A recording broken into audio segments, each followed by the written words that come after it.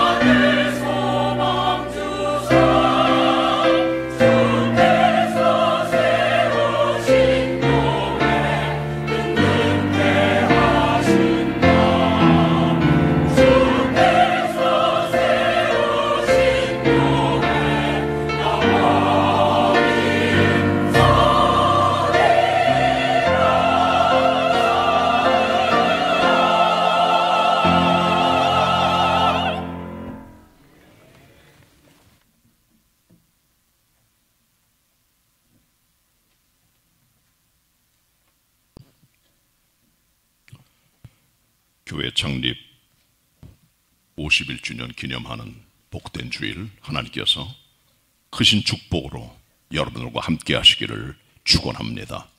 축원합니다. 주기도문 강해를 지난주에 시작을 했습니다.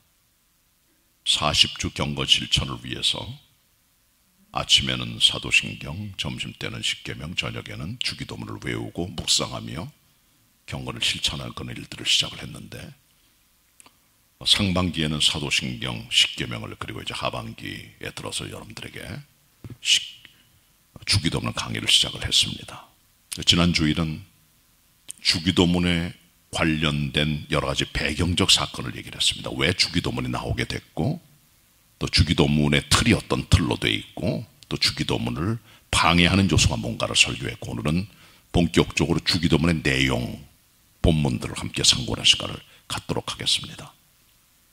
오늘 상고할 내용은 우리가 기도할 대상 되시는 하나님의 호칭에 대하여, 그리고 첫 번째 기도의 제목에 대해서 설교하려고 합니다. 자, 같이 6장 9절 같이 읽도록 하겠습니다. 같이 읽습니다. 시작. 그러므로 너희는 이렇게 기도하라. 하늘에 계신 우리 아버지여, 이름이 거룩히 여김을 받으시오며. 아멘. 자, 먼저 하나님의 호칭에 대해서 상고하도록 합시다. 하나님의 호칭. 이 이름이라고 하는 것은 그 사람이 가지고 있는 전인격적 존재의 가치입니다. 그 사람의 이름 속에는 그 사람이 가지고 있는 본질, 속성, 그리고 평가, 평판이 다 들어있는 거예요. 그러니까 이름이란 그 사람이 가지고 있는 전인격적인 표현이다, 그렇게 말할 수가 있는 겁니다. 우리 어떤 사람은 저 사람은 나쁜 놈이야, 그 사람 이름 속에 들어있는 인격적 평가가 그 이름에 다 들어있는 거예요. 저 사람은 천사 같아, 저 사람은 선한 사람이야, 저 사람은 사기꾼이야, 저 사람은 모사꾼이야, 저 사람은 그저 평범해. 이런 것들은 그 사람이 갖고 있는 이름 속에 그 사람이 갖고 있는 모든 인격과 삶의 가치가 포함되어 있는 것이 호칭되는 거죠. 그게 이름의 의미입니다. 그래서 우리가 하나님의 이름을 부르실 때 호칭이 정말 중요해요. 왜냐하면 주기도문을 받으시는 하나님께서 어떤 분인가를 아는 게 중요합니다. 우리가 믿고 섬기는 하나님께서는 살아계신 전능의 하나님, 인격이신 하나님이시잖아요. 갈멜산에서 엘리야와 대결했던 바알과 아세라 선지 850명이 소리를 지르고 주문을 외우고 그 바알의 이름을 불러도, 그렇게 반나절을 외쳐도 응답이 없었잖아요. 죽은 신, 그 우상입니다. 살아있는 신이 아니에요. 사도행전 17장에 봐도 아데미 여신의 이름을 불렀던 백성들이 에베소에서 2시간 동안이나 아데미를 불러도 응답이 없었잖아요. 의미와 가치가 없는 겁니다. 왜? 죽은 신이거든요. 살아있지 못하거든요. 우리가 먹고 섬기고 경배하고 기도하는 대상이신 하나님께서는 살아계신 하나님, 인격의 하나님이시면 우리는 믿고 나아가야 되는데, 그 하나님의 호칭을 첫 번째로 하늘에 계신 우리 아버지여라고 말해주고 있는 겁니다. 여기서 우리는 약간 대조적인 두 개의 개념을 봐요. 하나는 하늘에 계신, 또 하나는 아버지 개념입니다. 하늘에 계신다는 말은 범접 불가능한, 만나기 힘든, 멀리 계시고 높이 계시는 초월적 하나님의 이름을 보여주고 있는 겁니다. 신학적으로는 Transcendental God, 초월하신 하나님이에요. 반면에 아버지라고 하는 이름은 부성애적 사랑을 가지고 다가오시는 그런 이름입니다. Immanent God, 우리와 함께 계시는, 우리 가운데 함께 존재하시는, 내재하시는 사랑의 하나님의 손길이 아버지라는 이름 속에 들어있기 때문에 하늘에 계신다는 말과 아버지라는 이름은 서로 약간 대조적이면서도 어느 정도 우리의 기도의 밸런스를 보여주고 있는 이름이라고 생각을 합니다. 자, 먼저 하늘에 계신 하나님에 대해서 생각해 봅시다. 하늘에 계신 하나님. 짱깔뱅이라고 하는 스위스 제네바에서 종교회를 일으켰던 우리 개혁교회와 장독의 신학의 토를라 다운 그런 목사님은 기독교 강요 제3권 20장에서 주기도문을 강해를 했어요. 제 설교의 많은 부분은 깔뱅의 주기도문 강해에 빚을 지고 있습니다. 거기서 하늘에 계신다는 하나님에 대한 이름의 의미가 뭐냐를 깔뱅은 세 가지로 말합니다. 첫째는 하늘에 계신다는 말은 하나님께서는 특정 지역이나 어떤 장소에 제한되지 않고 그것을 뛰어넘는 하나님이시다는 걸 보여주는 거죠. 하나님께서 그렇기 때문에 무소부재의 하나님, 편재 하나님, 안 계신 곳이 없어요. 시편 139편의 말씀대로 우리가 어디가 숨어 있어도 끝까지 찾아내시는, 우리의 속을 아시는, 우리의 장부를 아시는, 우리의 생각을 다 깊이 알고 계시고 우리가 어디가 숨어도 찾아내시는 그런 하나님이시라는 거죠. 어디가나 다 계신다는 거예요. 하나님을 그래서 우리가 예배당에 가둬둘 수 없습니다. 사도행전 17장에 보면 아덴에서 하나님의 사람 바울이 설교를 하면서 하나님께서는 이전에 갇혀 계신 분이 아니다, 인간이 만든 성막이나 예배당에 갇힌 분이 아니라 더 크신 하나님이 아니겠는가, 그렇게 얘기를 합니다. 그리고 이사야 66장 1절에 보셔도 하나님께서는 하늘을 보좌로 삼으시고 이 땅을 발등상으로 삼으신다고 말씀해 주고 있습니다. 하나님께서는 어떤 공간이나 장소에 제한된 분이 아니라는 거죠. 깔뱅은 둥근 하늘 안에 갇혀 계시지 아니하시는 무제한의 하나님을 찬양합니다.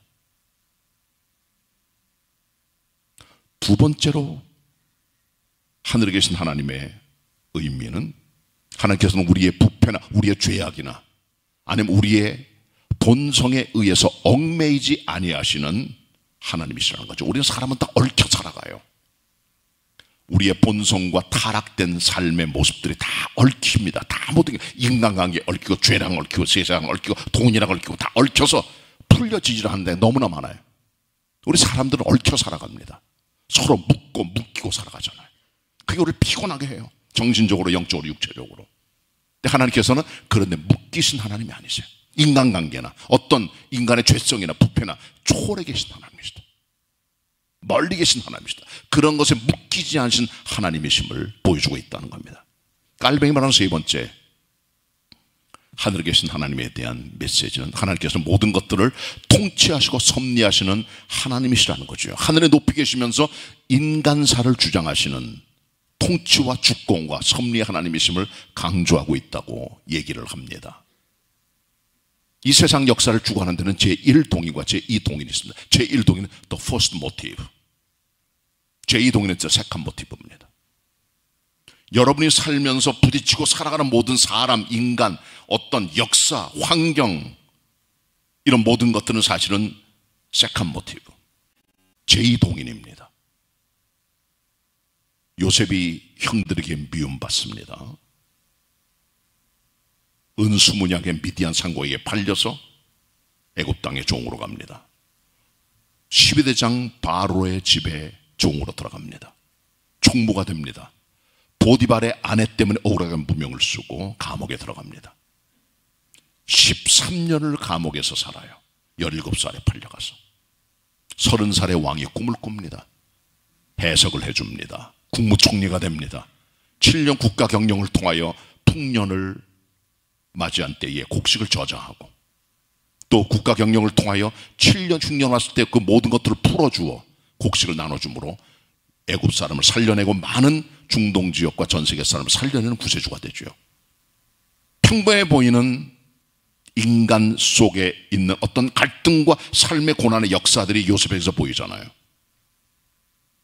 형들에게 미움받고, 요셉의 당사자로 가장 보이는 게 형들입니다. 10명에게 미움을 받았어요. 그리고 은수묵에 팔려갑니다. 장사꾼이 있었어요. 인신매매범이죠. 나쁜 녀석들이에요. 그러나 그에게 팔려가 애굽 땅에 들어갑니다. 휴대장 보디발의 집에 갑니다. 거기서 종살이를 해요. 그를 일하는 걸 보고 그를 높여줍니다. 가정총무가 돼요. 보디발 아내가 그를 꼬십니다. 넘어가지 않습니다. 억울하게 누명 쓰고 감옥에 들어가요. 30살까지 있게 됩니다. 술 맡은 가는 장의 꿈을 해석을 해줍니다. 바로 임금이 꿈을 꿉니다. 30살에 술 맡은 관원장의 왕을 향한 고남을 통하여 그는 거기서 나와서 왕의 꿈을 해석해 주지요. 국가 경영을 말합니다.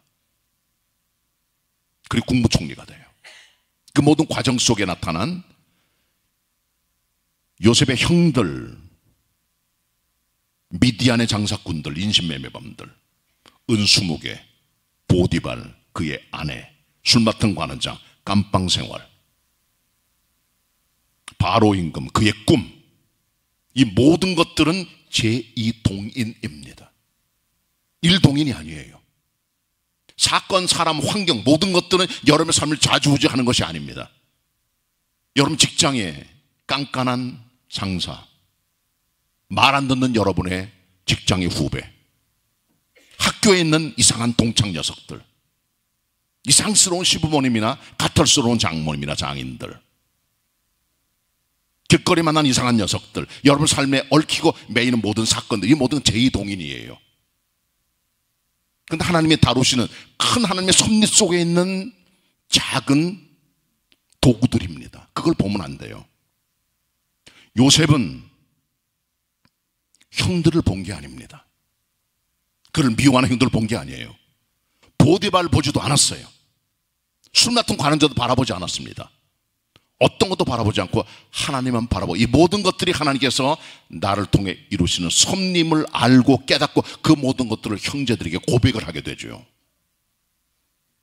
문제는 우리 역사를 만들고 통치하시는 최후의 역사의 근원적인 동인은 first motive, 첫 번째 동인이신 섭리의 하나님이시라는 것.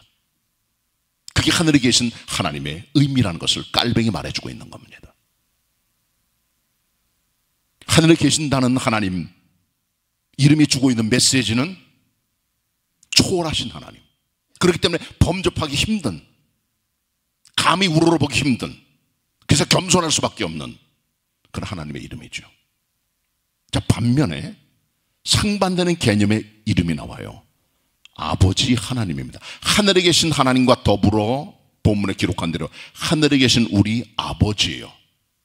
기도의 대상이신 하나님께서는 아버지로 나타나십니다. 아버지. 우린 전부 다 사생아나 고아들이 아니에요. 육체적으로 부모가 우리를 버리거나 때때로 보육원에 보내거나 기가 막힌 삶을 당하는 믿음의 형제 자매도 있어요, 사실은. 그러나 우리 부모는 우리를 버려도 하나님께서 우리를 영접하는 분이십니다. 시편 27편 10절의 말씀, 고아들과 사생아들의 아버지 하나님께서는 우리 다 영접해 주세요. 하나님께서 우리 아버지십니다. 영적으로 사생아는 없습니다. 영적으로 고아들은 없어요. 우리들은 이 땅의 부모들 때때로 던져버리거나 방치시켜버리거나 유기시킬 수 있어요. 그럼에도 불구하고 믿는 그리스도인들은 아버지를 믿기 때문에 아버지의 아들, 딸들입니다. 우리는 아버지를 갖고 있어요. 자, 여기서 아버지란 말이 주고 있는 개념은 조금 더 부성애적인, 가까이 다가오는 친밀하신 아버지의 사랑을 보여주고 있음을 우리는 발견하게 됩니다. 대체적으로 보면 어린 시절에 아주 율법적이고 원칙주의적인 신앙을 가진 목사님과 장로님이나 권사님의 자녀들이 율법적이 됩니다. 엄격한 부모를 만나다 보니까 그런 엄격한 삶을 가지고 살아갈 때가 정말 많아요. 그런 분들에게 아버지는 약간 무서운 하나님이에요. 율법주의적인 하나님이잖아요. 그런데 하나님께서는 원래 본성상 부성애의 하나님이세요. 하나님이 세상을 이처럼 사랑하사 독생을 주셨으니 사랑이시잖아요. 하나님의 사랑이시라. 요한일서 4장 7절 말씀. 우리가 아직 죄인 됐을 때에 그리스도께서 우리를 위해 죽으심으로 하나님께서 우리에게 대한 자기의 사랑을 확증하셨느니라. 로마서 5장 8절 말씀. 하나님은 사랑이세요. 접근 가능한, 항상 만날 수 있는 하나님이시잖아요. 그게 아버지입니다. 우리 아버지란 이름의 뜻에서 우리는 두 가지의 신학을 봐요. 첫 번째는 마다들의 신학입니다. Firstborn Theology입니다. Firstborn Theology. 성경을 보면 재미난 기록들이 좀 있어요. 누가 2장 7절에 보시면 예수께서 이 땅에 탄생하셨을 때 외아들로 오셨다고 되니까 마다들로 태어나셨어요. 육체로는. 재미를 보셨습니까? 로마서 8장 29절에도 예수님을 마다들이라고 표현해주고 있고요. 고린도전서 15장 20절 24절에 보셔도 예수께서 먼저 부활하시고 그에게 붙은 우리도 부활의 동참자가 된다고 말하는 것이죠. 이건 뭘 보여주는 걸까요? 아버지라는 이름 속에는 그리스도의 이름을 빼놓을 수 없다는 거죠. 왜? 예수께서 하나님은 아버지로 부르셨잖아요. 예수께서 맏아들이십니다. 그 말은 동생들이 있다는 얘기 안에서 우리들이 다 그리스도 예수의 영적인 동생들입니다. 어떤 의미에서. 왜? 예수님도 하나님 아버지라 부르셨고 우리도 하나님 아버지라 부르잖아요. 물론 우리가 예수가 동격은 하지만 그러나 주님께서 우리를 그처럼 천국의 상속자로 기업의 후사로 만드셨다는 거죠. 그래서 우리는 그리스도를 통하여 맏아들 된 주님을 통해 하나님께 나가 그에게 붙어 부활에 동참해서 되는 은총을 누리게 된다는 겁니다. 그 아버지라는 이름 속에는 맏아들의 신학이 들어있는 거예요. 맏아들 대신 그리스도 예수를 붙들므로 함께 후사가 되고 함께 기업에 동참하는 이 놀라운 영광에 들어가게 될 수 있음을 보여줍니다. 두 번째는 양자의 신학입니다. Adoption Theology. Adoption Theology. Adoption이 뭡니까? 자녀가 된 거예요. 로마서 8장 15절 16절 갈라디아 4장 6절에 보시면 기록합니다. 너희들은 다시는 무서워하는 종의 영을 가진 자들이 아니라 하나님을 아버지라고 부르는 양자의 영, 아들의 영을 받은 자들이 아니냐. 성령께서 너희로 우리 영으로 더불어 친히 우리가 하나님의 자녀인 걸 증거하시는 것 아니냐. 그렇게 말씀해주고 있죠, 사도 바울이. 우린 양자들입니다. 하나님의 입양된 자들이에요. 그리스도의 이름으로. 왜? 하나님의 아들이신 그리스도 예수의 영이 우리 안에 들어와 우리 안에 그 영이신 하나님의 영 그리스도의 영이 우리 안에 생명으로 역사하여 하나님의 자녀됨을 증거한다는 거죠. 성령께서 우리의 하나님의 자녀됨의 입증자가 되십니다. 증거자가 되시는 것입니다. 이게 양자의 신학입니다. 아까 말씀한 대로 하나님께서 우리가 무서워해야 될 대상이 아니에요. 우리는 하나님의 노예가 아닙니다. 묶여있는 자들, 무서워하는 종들이 자기 주인을 어떻게 생각합니까? 무서워하는 거예요. 두려워 떨고 항상 두렵고 무섭고. 그런 가정에서 교육받은 만으로 받으면 하나님은 그런 인상으로 갖고 살아가요.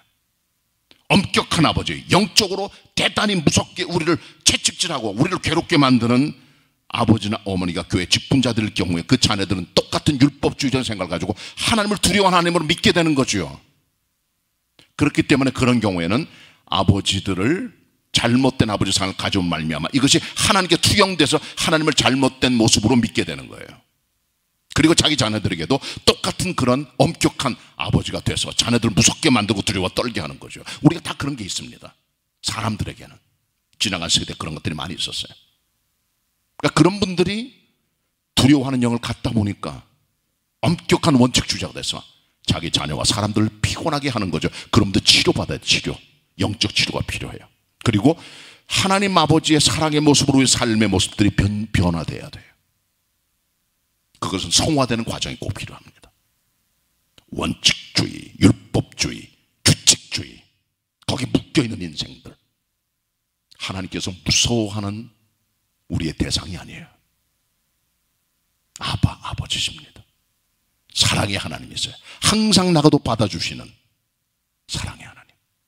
누가복음 15장에 기록한 대로 아버지의 아들이 둘인데 둘째 아들이 아버지 분깃을 다 가지고 먼 나라에 가서 허랑방탕 다 써버리고 허비해버리고 아무것도 없는데 심지어는 거기에 나라에 기근이 와서 궁핍까지 이마에 갈 데가 없으니까 돼지치는 사람이 돼지요. 남에게 빌부터 노예가 되는 거예요. 돼지들이 먹는 주염 열매도 없어요. 그때 생각합니다. 내 아버지 집에 있는 품꾼들은 다 잘 먹고 잘 써. 내가 대체 뭐냐 말이야. 내가 아버지와 하나님께 돌아가자 생각을 하고 일어나서 돌이켜 갔다는 거죠. 근데 멀리서 거리 가면 내 아버지가 기다리고 있다가 그를 보고 달려와 그를 안고 끌어안고 옷을 새로 입혀주고 신발을 새로 신겨주고 가라지를 끼워주고 살찐 송아지 잡아라. 죽었던 아들이 돌아왔다. 기뻐하며 잔치를 벌인다는 기록이 뭘 보여줍니까? 하나님의 근본 사랑은 아버지의 사랑입니다. 부성애적 사랑이에요. 끌어안아주는 사랑이죠. 그 하나님께 접근하고 기도하는 겁니다. 우리는 아무 때나 하나님께 나갈 수가 있는 거예요. 그리스도 예수 안에서. 어떤 목사님께서 교인집에 신방을 갔습니다. 신방 예배를 드리고 다과를 마시다가 거기 있는 그 신방 받은 분이 목사님 제가 보여드릴게요 하더니 옆에 서재로 갔어요. 보니까 뭐 이분이 정치권에 있어서 그런지 많은 여러 가지 박물 여러 가지 소작물들이 굉장히 많이 있었어요. 고대 유품들도 있고 여러 가지 쫙 있는데 그 중에 쫙 끝에 보니까 조금 명함 하나가 있는 거예요. 이상하단 말이에요. 조그만 명함, 조금 쪽지 아니에요. 그걸 다 이 목사님께 보여드리면 목사님 이 모든 것도 더 중요한 게 이 조그만 쪽지입니다. 그게 명함이에요. 글씨가 써져 있어요. 무시허입 대통령 이승만. 이게 뭐예요? 그랬더니 제가 과거에 이승만 대통령 때 그의 비서관이었는데 저를 특별히 총애하셔서 비서관인 제가 아무 때나 들어와도 괜찮고 괜찮다고 한문으로 무시허입 아무 때나 들어와도 좋다라는 허락을 받았다는 겁니다. 그게 너무나 대통령에게 고마워서 그가 써준 대통령 명함 밑에 있는 무시허입이란 그것을 마음에 새기고 살아왔다는 거죠. 비서관이 다 대통령 앞에 마음대로 가는 건 아니에요. 다 법도가 있고 규칙이 있고 순서가 있죠. 그러니까 이 사람은 아무 때나 와도 돼. 왜? 무시허입이니까. 대통령이 직접 써준 거죠. 대통령이 있을 때 그에게 아무나 아무 때나 나갈 수 있는 권리가 있는 건 아닙니다. 그렇잖아요. 하나님께서 우리들에게 말씀하십니다. 무시허입이라고. 무시 아무 때나 허입 들어와라. 나를 만나러 와라. 두들겨라. 기도해라. 내가 응답하겠다. 아버지 하나님으로서 무시허입의 복을 열어주신 거죠. 그분이 바로 우리 하나님이십니다. 우리 아버지십니다. 하늘에 계신 하나님, 아버지 하나님 함께 부르실 때 기도의 균형이 맞춰지는 겁니다. 자, 그 다음에 그 사이에 껴있는 단어 하나 나오죠. 뭡니까?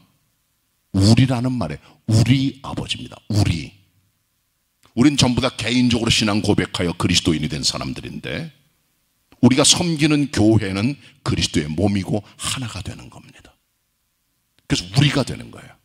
My father가 아니라 our father가 되는 거죠. 헬라 말로 파테르는 파테르 father. 한국말로는 아버지, 영어로는 daddy, dad 이렇게 말하잖아요.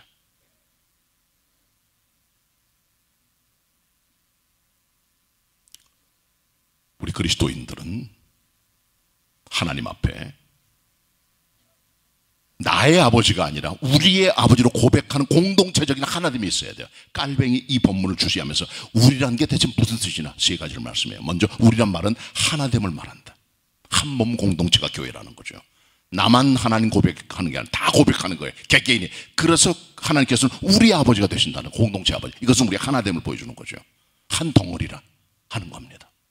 에베소 4장 3절로 7절에 보시면 너희들은 성령님의 하나 되게 하신 것을 힘써 지켜라. 몸도 하나요, 믿음도 하나요, 주도 하나요, 세례도 하나요, 하나님도 하나시요, 성령님도 하나시요, 우리의 소망도 하나다. 한 믿음의 공동체로 한 주를 믿고 따라가는 공동체의 한 방향으로 나아가는 모습들을 보여주고 있다는 겁니다. 깔뱅이 말한 두 번째 우리의 모습, 그것은 포용입니다. 끌어안으라는 거예요. 여기 새 가족 하는 분이 계십니까?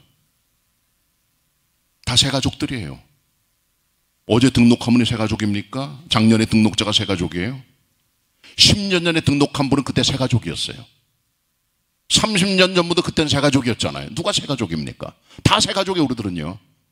그 교회 텃세가 왜 있어야 돼? 그런데 배척하고 왕따시키고 세상 사람들은 그 짓들 합니다. 학교에서 합니다. 직장에서 합니다.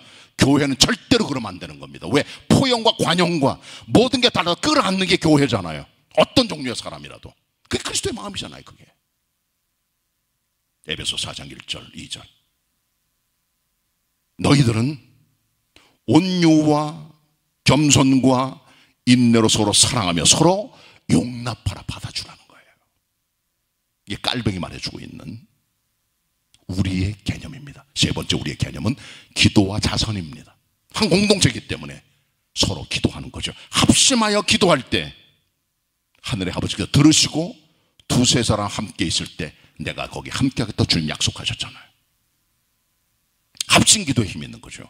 아픈 지체가 있을 때 그를 위해 합심으로 기도하고, 어려운 가운데 있는 믿음의 지체가 있을 때 함께 그를 위해 기도하는 합심의 기도의 능력, 그게 공동체라는 거예요. 또 하나는 자선입니다. 힘든 사람에게 베풀고 사랑을 나눠주는 거죠.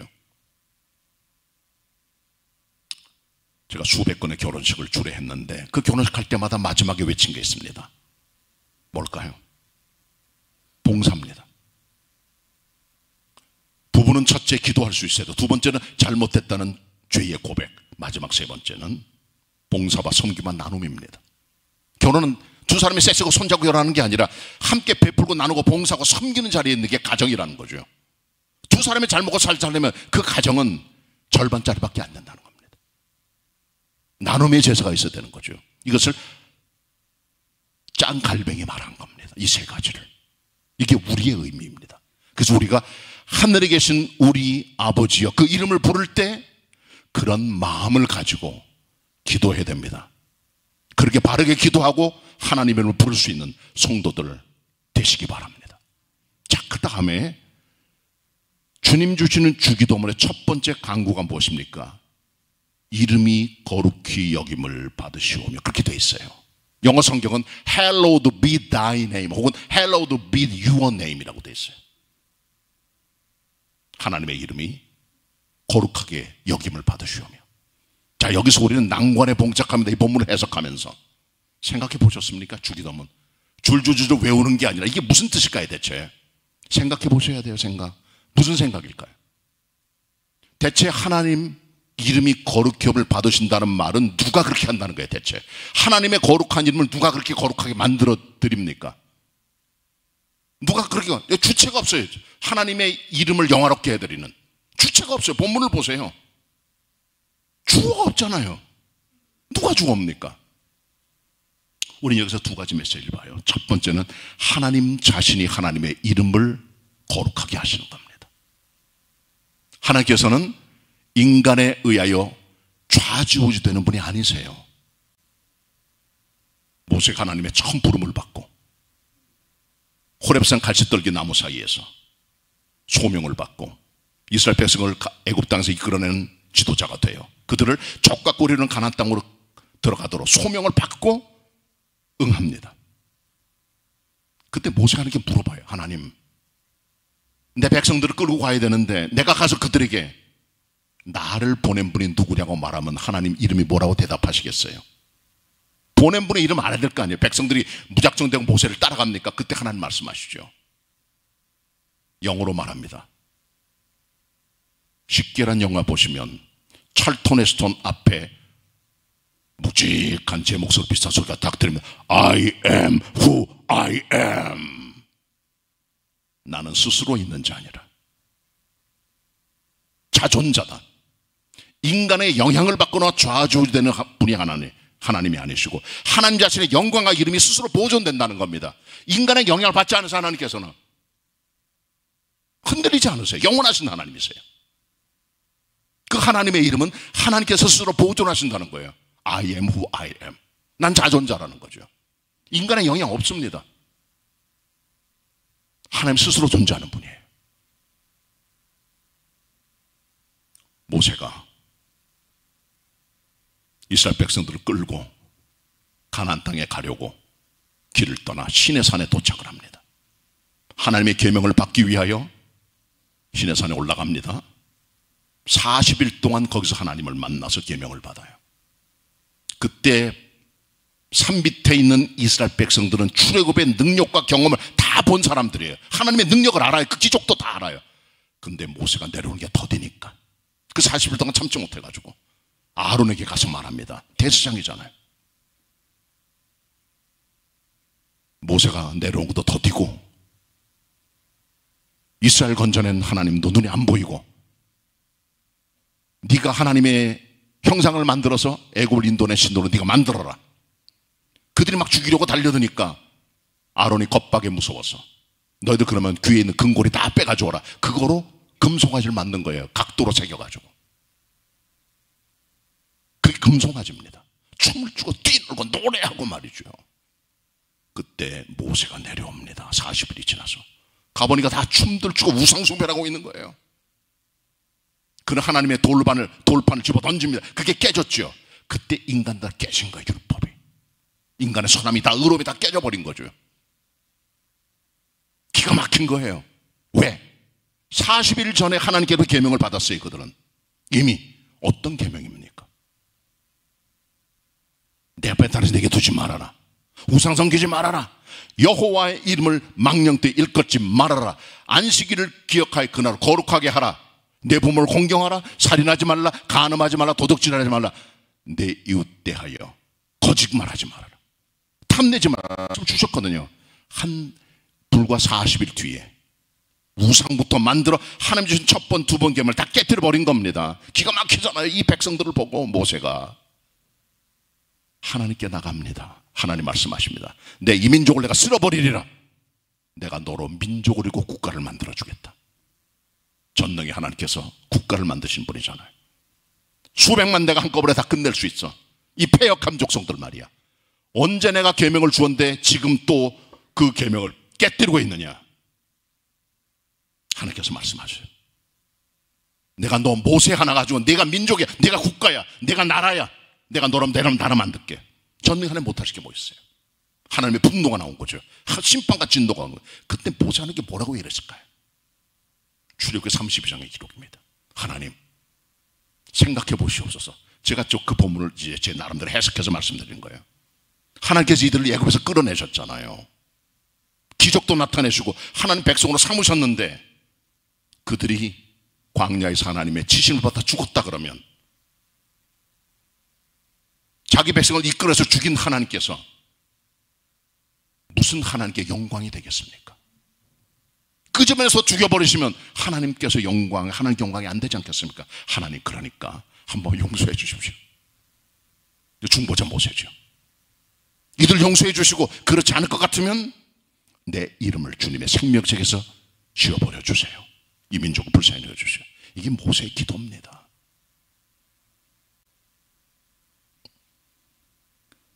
하나님의 영광을 위하여 살려주십시오. 하나님의 영광은 하나님 스스로 보존하시는 겁니다. 이름이 거룩히 여김을 받으시오며, 그 말의 의미는 하나님 자신이 거룩함을 받으시고 하나님 스스로 영광을 보존하시고 합당한 영광을 주님이 받으심을 이 본문을 보여주고 있는 거예요. 또 하나는요, 그 하나님의 이름을 부르는 우리의 마음의 태도를 이 본문이 도전해주고 있습니다. 먼저 하나님께 합당한 영광을 돌리라는 것, 그 거룩한 이름의 합당한 영광. 사람마다 영광이 다 달라요. 격이 다르고요. 대통령 영광이 다르고, 국무총리 영광이 다르고, 국무위원 영광이 다르고, 도지사 영광이 다르고, 구청장 영광이 다르고, 말단 직원들의 영광이 다른 겁니다. 거기 맞는 예정과 의식과 가치가 다 달라요. 품격도 있고 다 달라요.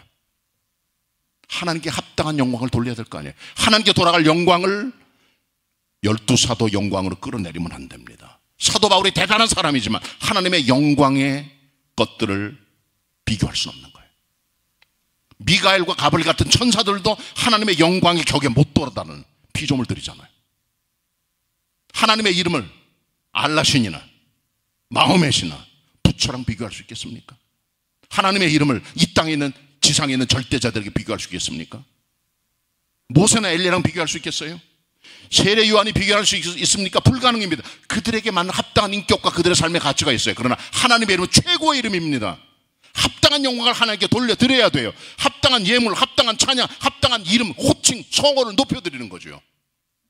합당하게 영광을 돌리는 겁니다. 그리고 하나님께 이름을 부를 때는 극존칭을 써요. 극존칭.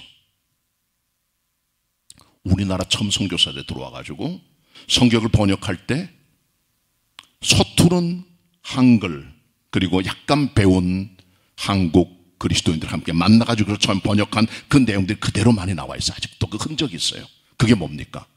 약간 이율배반이에요. 어떤 데는 하나님께서, 어떤 데는 하나님이 그래요. 하나님께서는 극존칭인데 하나님이는 그냥 평범한 그냥 호칭이잖아요. 복음서 보세요. 어떻게 되어 있습니까? 어떤 데 예수님께서, 어떤 데는 예수는 건방지게 말이에요. 번역이 잘못된 거예요. 그거는요. 성경에 오리지널 텍스트가 있어요. 구약은 히브리서입니다. 신약은 헬라어로 되어 있어요. 히브리어로 되어 있고, 그 원본은 정황무한 오류가 없는 하나님 말씀이지만 번역본들은 오류가 있는 거예요. 우리 개혁성경 마찬가지고 개정개혁은 더 잘못된 게 많고요. 그게 가장 잘못된 게 뭐냐, 하나님의 이름을 높여드리는 최고의 영광의 극존칭 사용 안 되는 거죠. 왜? 깊이 생각을 못한 거예요. 이분들이요, 아직까지 교정이 안 돼 있어요. 하나님의 높여드리는 이름의 가치를 아무리 높여도 그것은 지나치지 않은 거예요. 여러분 집에서 부르실 때, 야 아빠 왔다 그런 말하고 아빠 오셨다는 말 다르잖아요. 목사님 오신다, 목사 왔대, 부목사가 왔대, 아무개 장로가 어떻대, 격이 다르잖아요. 여러분 어떻게 부르십니까? 교회에서 담임 목사님 오셨다, 부목사님 오셨다, 장로님 지나가신다, 권사님이시는 그게 말하잖아요. 집에 가서는 모르겠어요. 아무개 목사가, 아무개 장로가 어떻게. 그렇게 하지 마세요. 저는 휴대폰에다가 여러분의 이름을 입력할 때 전부 다 님자를 다 붙여놨습니다. 혹시 실수할까봐. 한영태 장로님, 이동철 목사님, 박용범 집사님, 청년들까지 이찬양 자매님 다 붙여놨어요. 일부러. 왜? 실수할까봐. 제가 존칭이죠. 코리안 정서는 뭡니까? 높은 분이 있을 때는 존칭 붙이고 최고의 VIP 올 때는 극존칭 붙이는 거잖아요. 근데 하나님에 대해서 기록할 때 하나님이, 예수가, 예수는, 이게 건방지 표현이에요. 집에서도 안 그러는데 왜 그런 일들 할까 우리가요? 왜 그런 할까요? 사람 사이에 실수해도 좋아요. 하나님 앞엔 그러면 안 되는 겁니다. 부목사님들에게 여러 번 말했어요. 하나님께 대해서나 예수께 대해서 말할 때는 절대로 하나님이, 예수가 하지 말아라. 왜? 극존칭을 붙여야 되는데 왜 그런 일이 벌어질까요? 하나님을 신학적으로 배운 거예요. 머리로 배운 거예요. 그냥 기록된 하나님의 이름이에요. 그게. 여기 예수님 앉아 계십니다. 그럼 뭐라고 말해요? 예수가 여기 왔다 그렇게 말하시겠어요? 여기 하나님 앉아 계십니다. 야 하나님 여기 왔네 그렇게 말하시겠어요? 뭐가 맞는 겁니까 대체? 기도할 때 그러기 때문에 하나님을 부르실 때는 최고의 극존칭을 써야 돼요. 그래도 모자란 거예요 우리가. 그렇게 하면 안 되는 겁니다. 저도 때때로 실수해요. 왜? 이거 제가 늦게 깨달았기 때문에. 몸이 배이지 않았어요. 극존칭을 하나님께 대해서는. 사람들한테 극존칭 쓰잖아요 우리가. 하나님께서 멀리 계시는 느끼기 때문에 신학적인 하나님, 머리 하나님 믿기 때문에 그래요. 여기 계신 인격의 하나님, 내재 하나님 계신다면 그렇게 할 수 없는 겁니다. 여기 주님이 계신 걸로 믿고 기도하셔야 돼요. 하나님께서, 성령님께서, 예수님께서 그걸 주님이 좋아하세요. 주님 이름 높임 받은 걸 주님이 스스로 기뻐하신다고요. 그 또 하나가 있어요. 우리의 책무 중에 하나, 하나님의 사람들답게 거룩하게 사는 게 정말 중요합니다. 우리의 삶이 하나님의 거룩의 도구가 되어야 돼요. 주님께서 이스라엘 백성을 불러 모아서 시내산에서 그들과 계약 맺습니다. 너희들은 my holy people이다, 내 거룩한 성민이다, 거룩한 백성이다 말씀하죠. 백성답게 살아라. 그 계약이 시내산 계약, 그리고 신명기에 나타난 모압 계약입니다. 그 핵심이 뭡니까? 내 백성답게 살아라. 가나안 사람 쫓아가지 마, 우상 숭배하지 마, 그들의 삶을 따라가지 말고 내 백성으로 살아. 그게 하나님 말씀이잖아요. 그게 하나님의 이름을 높여드리는 도구가 되는 겁니다. 알렉산더 대제라고 헬라 제국을 통일했던 사람이 있잖아요. 세계에서 가장 큰 땅덩어리를 지배했던 사람 중에 한 사람이 바로 이 알렉산더입니다. 근데 이 사람 밑에 있는 부하 사병 중에 하나가 이름이 똑같은 알렉산더예요. 근데 이 녀석이 이게 사고뭉치예요. 술 좋아해, 여자 좋아해, 사고 치고 막 그냥 엉망진창 인생이. 그냥 평판이 안 좋아요. 그 얘기를 들은 알렉산더가, 이름이 똑같잖아요. 그 이름이 자기랑 똑같이 이름 불려지기를 싫어서 분노 가운데 그를 불렀죠. 내가 알렉산더냐? 예, 폐하, 제가 알렉산더입니다. 내 이름이 너 때문에 모욕되는 걸 나는 원치 않는다. 이름을 바꾸든가 삶을 바꾸든가 둘 중에 하나래래 이놈아. 우린 그리스도인들이에요. 백성들입니다. 우리 성민들이에요. 성민이라는 이름도 많아요. 제 아는 이성민, 김성민, 박성민 다 목사들 천재, 전체 신도들 천재, 장로 천재 전부 다. 정민이 막 성민교회 전 세계 전국에 수백 개입니다. 전부 다. 거룩한 백성, 말만 그렇지 이름값 못하는 게 얼마나 많아요. 우리는 거룩한 백성이 될 때 하나님을 높여드리는 겁니다. 하나님의 호칭 바로 기도할 때 쓰셔야 돼요. 따라합니다. 하늘에 계신 우리 아버지요. 그렇게 기도하시기 바랍니다. 또 하나, 그 이름이 거룩히 여김을 받으실 수 있도록 하나님께 최고의 대우를 해드리고 그런 표현을 쓰고 그런 삶을 통해 살아가시는 모습, 우리의 모습입니다. 그 같은 교회, 그 같은 성도 다 되시기를 축원합니다.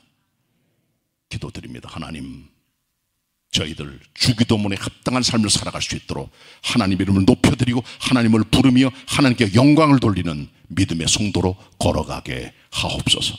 예수 그리스도의 이름으로 기도드립니다. 아멘. 은혜 받